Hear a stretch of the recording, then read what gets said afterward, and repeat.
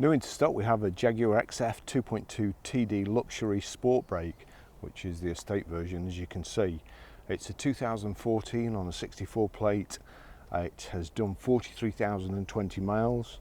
Fuel economy, urban 48.7, extra urban 64.2, and combined is 57.6, which is extremely good for a car this size, capable of carrying 5 people in comfort, and all the luggage as well. It's 0 to 60 in 10 seconds and a top speed of 124 miles per hour out of a 161 brake horsepower engine. Road tax £66 for 6 months and 120 for 12. It's a really good spec. I can feel the car moving now. It's got self-leveling suspension, trying to make up for my weight, I think. I'll just take you for a ride in it now.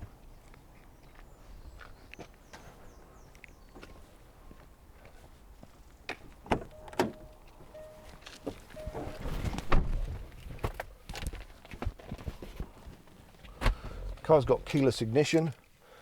We have 2 of these remote keys. That's the start stop button there. It's also got start stop for traffic lights and stuff like that, so we'll knock that off straight away. Now then, sorry, I do need this. It's got a digital service history, and you probably know what I think of them. The service history had gone missing from this car completely, and as far as we were aware, it had only had a PDI service at 3 miles. Now, I phoned Jaguar up this morning, and rather than obviously just having a little service book that you could just keep with the car and look in and get all the details, I phoned Jaguar up. They were too busy to speak to me, and I had to ring back an hour and a half later. When I did get through, she was really helpful, a young lady called Emily from the Jaguar dealer in Preston, and she sent me this service history through. Now, crikey, it was serviced at Guy Salmon on the 16th of the 10th 2015 at 14,342 miles. Then the 4th of the 10th 2016 at 29,568 miles. Last serviced on the 8th of November 2017, 38,153 miles, here in Preston by HA Fox Jaguar. So the car's got a full service history, a full Jaguar main dealer service history. And as I say, thanks to Emily for finding that for me. We'll just take you for a ride in it now.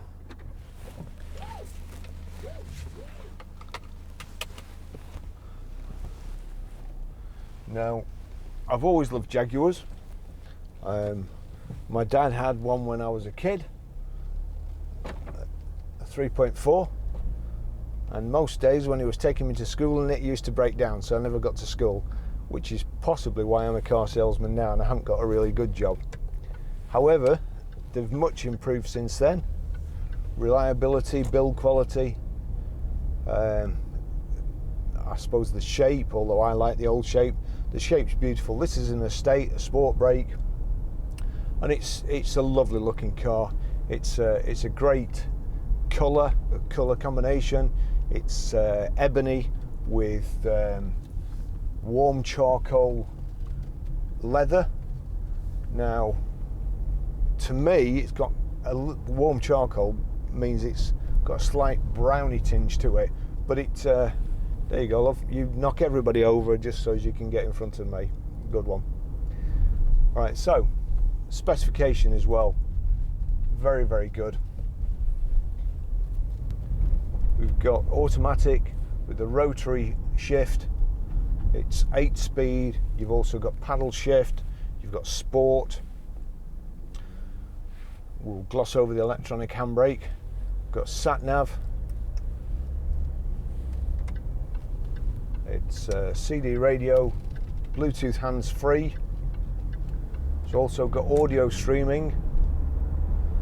We have an electronically adjustable multifunction steering wheel. Good grief, I'm sure concentrate on the drive.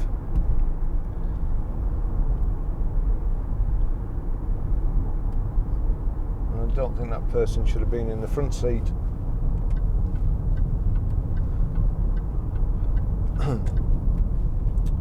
So front and rear parking sensors, and we've also got a reversing camera. Lovely twin spoke alloy wheels. I think they're called the Ursa.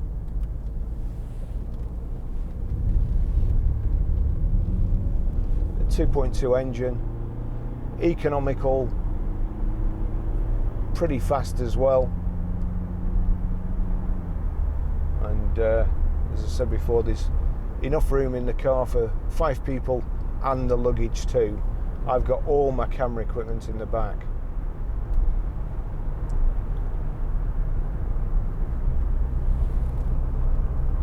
The seats are nice and comfy. These are electrically adjustable too. Got electric door mirrors, electric windows, so remote central locking with keyless start.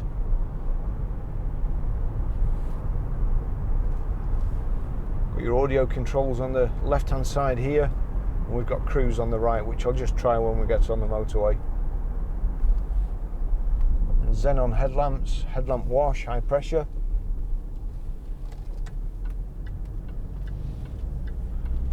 And we've got remote boot release, and it's also power close as well, so little button, tap it, and the tailgate closes. Back seats fold down, they're also split. You've got a load cover, a rear load blind that pulls out. It's a flat loading area.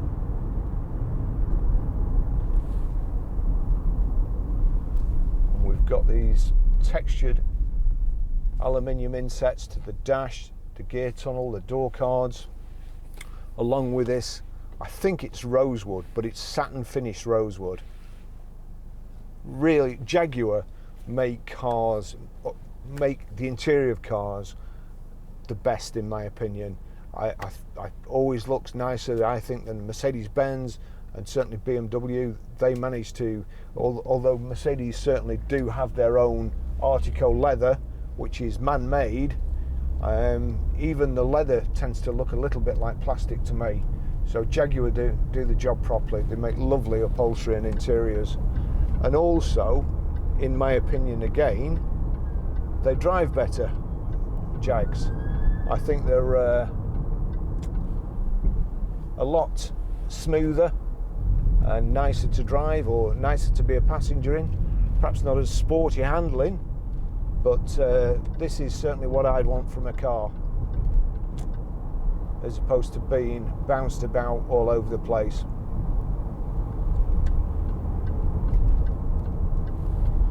Yeah, I'm pretty sure he should have a board with indicators on as well on the back, because I can't see brake lights or anything, I'm just guessing.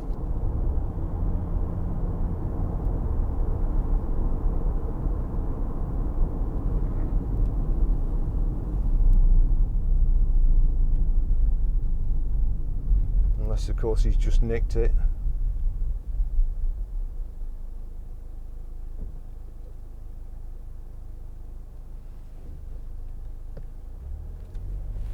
You've no board.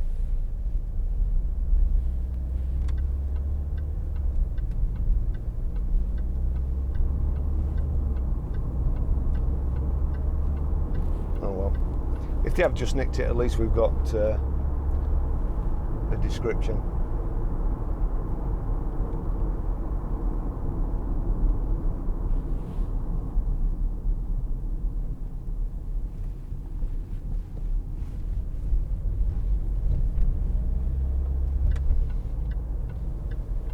Take it down the motorway. You can see that the steering's very precise, but even going to Starbucks, there's speed bumps on the Capital Way shopping centre, and you can go over them in there. It's not that I go fast over them, but you can go over them, and it hardly makes a bump Whereas if you go again in a BM, especially with run flats on, it jaws your spine. This is just beautiful to drive. And I'm not a big fan of Estates. I don't particularly like them, but this looks really nice. We've got privacy glass at the back as well, the double stitching. It's just so beautifully finished off.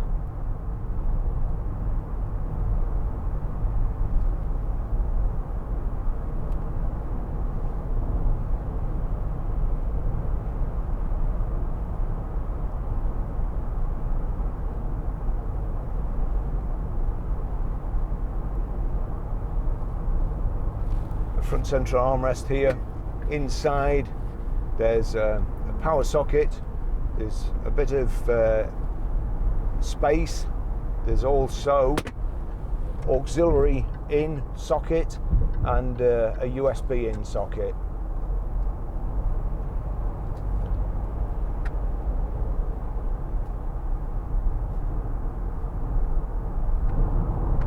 Just wind that up to 70. Gone a bit too far, so one touch on, 70 miles an hour.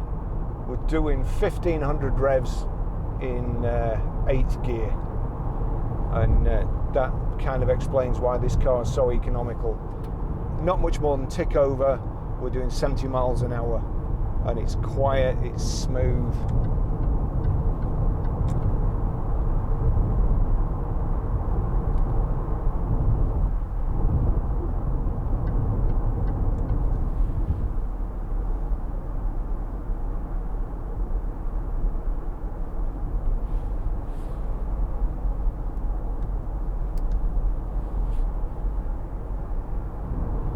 Left hand side of the dash there is the speedo.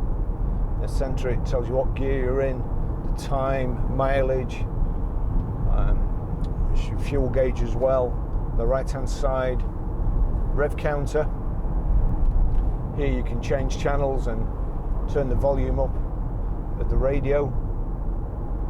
We've got, let's just see, menu, audio, come off here.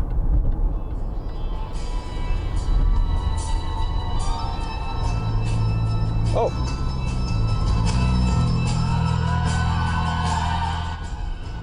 pure accident, but the Chain by Fleetwood Mac, Formula One theme tune, and that's playing via my phone through the Bluetooth.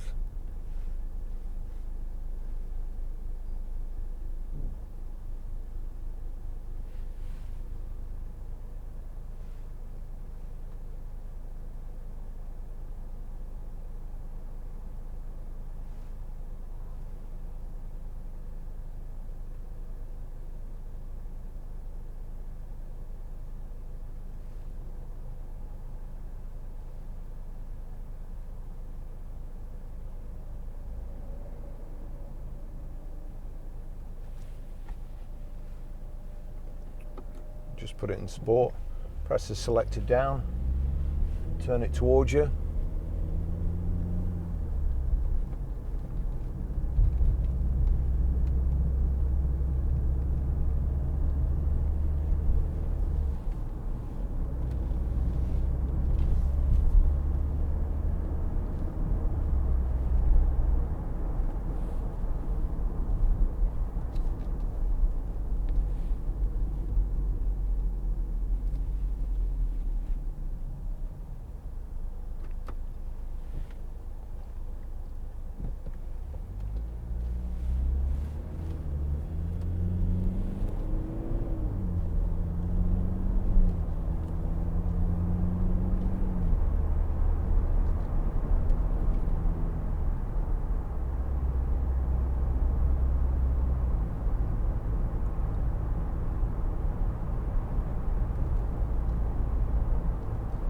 Just started to use this car myself.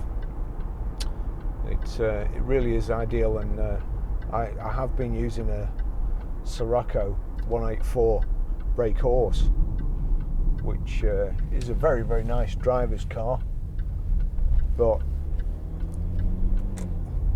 I'd rather have the comfort in this.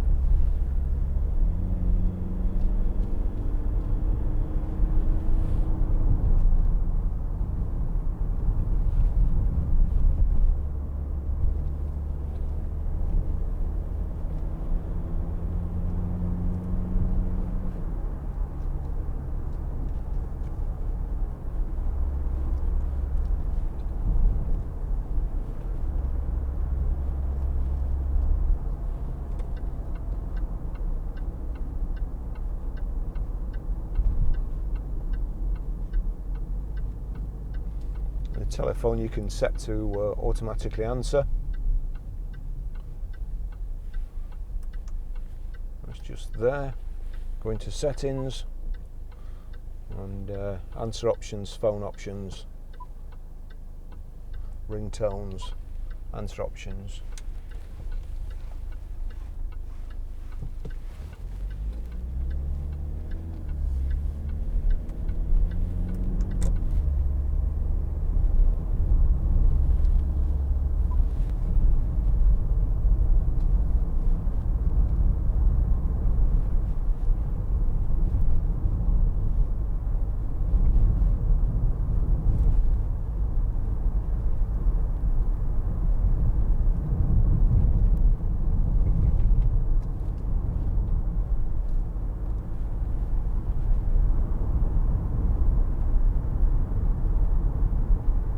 Climate control.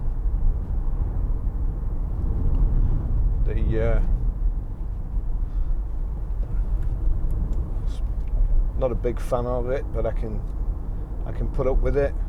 You can see there, you press the switch and it tells you on the screen there what temperature it is. I'd far rather just turn a dial, and then you know where it is without having to look. You can do it by feel.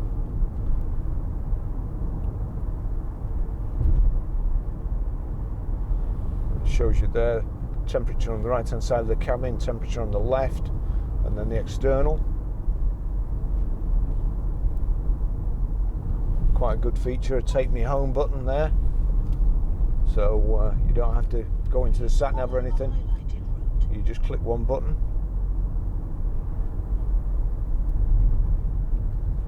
I'll show you how to set the sat nav and pair your mobile, delete the phone, and stream audio through the system when we get back. Take it on to the end of this video.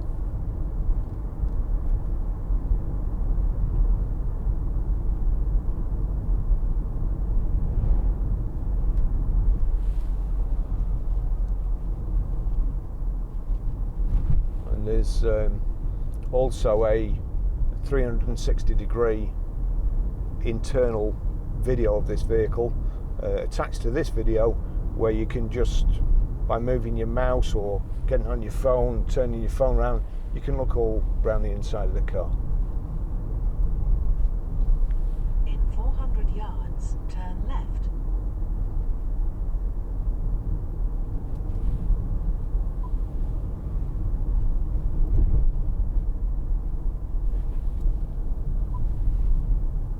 In 100 yards, turn left, and then turn left ahead.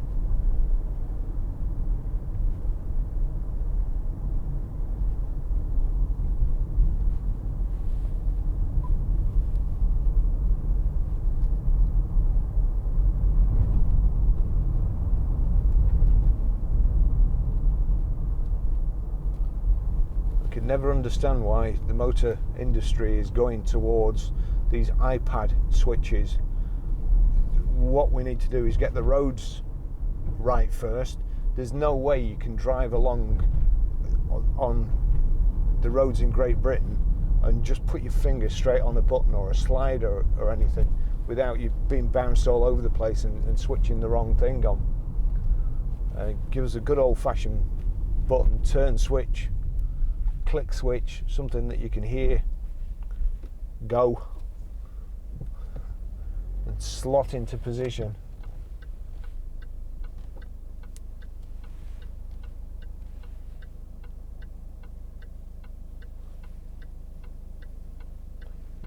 That's why I like Range Rovers too. you can see over everybody else and they can't see over you. Mrs. Watson there. Good number plate. Nice car.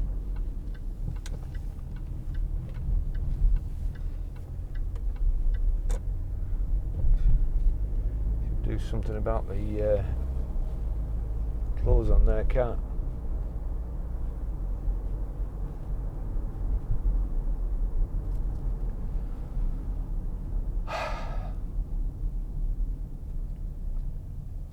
So, left hand side here you've got your trip counter. That's telling you range, average fuel consumption, which is showing 37.3. Not too bad at all, considering I've just been at the car park there with it ticking over for the last probably hour and a half. Average speed and your trip and mileometer. Headlights there, that's your indicators of course. On the right hand side you've got your rear wash wipe, your front wash wipe. When your headlights are on, if you pull it towards you, it squirts the screen and also gives your headlamps a wash every, I don't know, perhaps 10 times or something.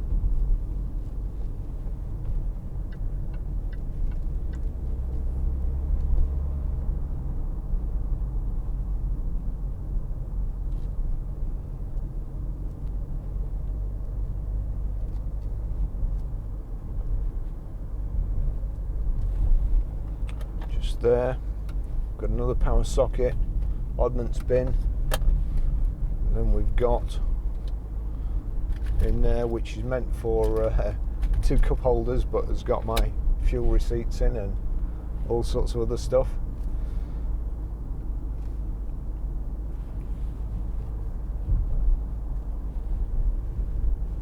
It's a lovely car to drive. As I say, probably one of the best looking estate cars on the road.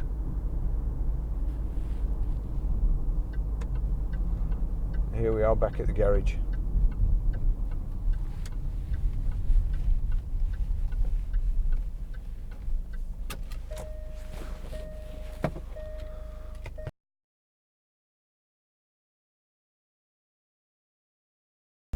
Okay, I'll just show you how to set the sat nav in this Jaguar XF. From any screen you can either press navigation here or there, and then you've got on the top left hand corner destination entry. Postcode's easiest. We are Grosvenor Garage, Chorley Road, Wantleydale, Preston. Just cancel that a second. PR 5 4 J S. Okay, and then go. It's showing the destinations nearby. That's because I'm set on the forecourt, but that's it. That's how you set it.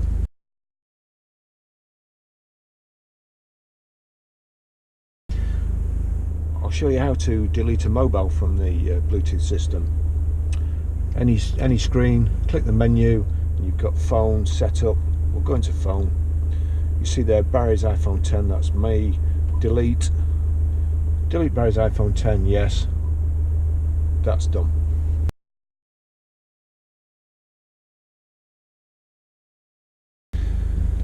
I'll just show you how to pair a mobile to the Bluetooth system in this Jaguar XF estate. First of all, we make sure that Bluetooth is on, and then from any screen into menu, you've got setup audio settings, phone, onto phone, search new. Vehicle to device is easiest, so vehicle to device, searching for a phone now.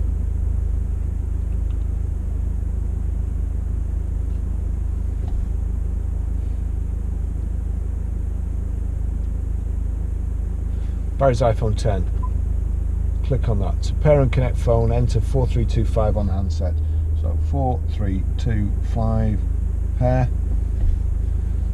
Allow contacts and favourites. I will be using this car, so on this occasion I'll allow it. And it's now connecting. There you go. Jaguar XF connected, and it's connected on the dash.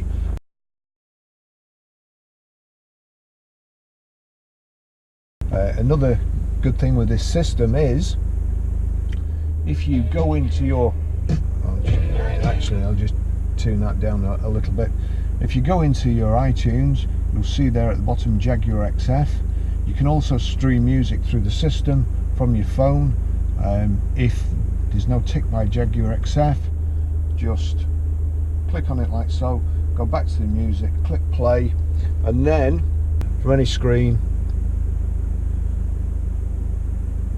audio, video, you've got here source.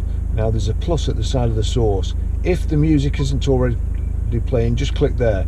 You see there you've got a choice: Barry's iPhone 10, auxiliary, USB, DVD, iPod. So for argument's sake, if it's on DVD, just go back to the menu, audio, video, click on the plus on source, Barry's iPhone, and then